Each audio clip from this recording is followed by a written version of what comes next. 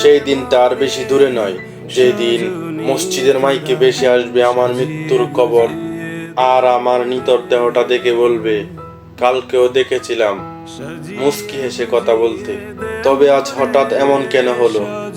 মানুষটা বড্ড ভালো ছিল।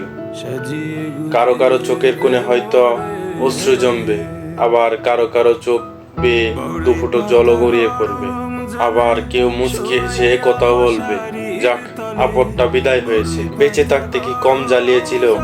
ব্যস্ততার কারণে হয়তোবা আমার অনেক কাছের আত্মীয় স্বজন আমার জানাজায় উপস্থিত হতে পারবে না, আবার অনেক দূরের মানুষজন ছুটে আসবে শেষবারের মতো আমাকে বিদায় দিতে। সেদিন লুকিয়ে থাকবো আমি 3 টুকরো সাদা কাফনের আড়ালে। কেউ কেউ ছুটে আসবে আমাকে শেষবারের মতো দেখার জন্য, আবার কেউ কেউ আমার মৃত্যুর খবরটা শুনে দোয়া পড়াটাও প্রয়োজন মনে করবে না।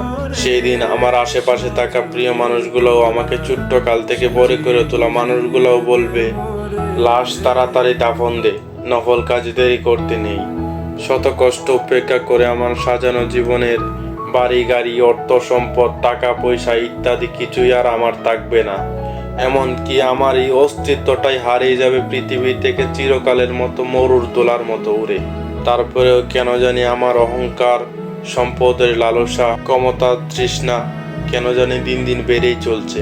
একদিন আমার মৃত্যু হবে, সবকিছু ছেড়ে চলে যেতে হবে সেই অন্ধকার কবরে। তারপরেও কেন আমরা সেই লোভ লালসা থেকে এখনো ফিরে আসতে পারিনি? এত রঙিন, এত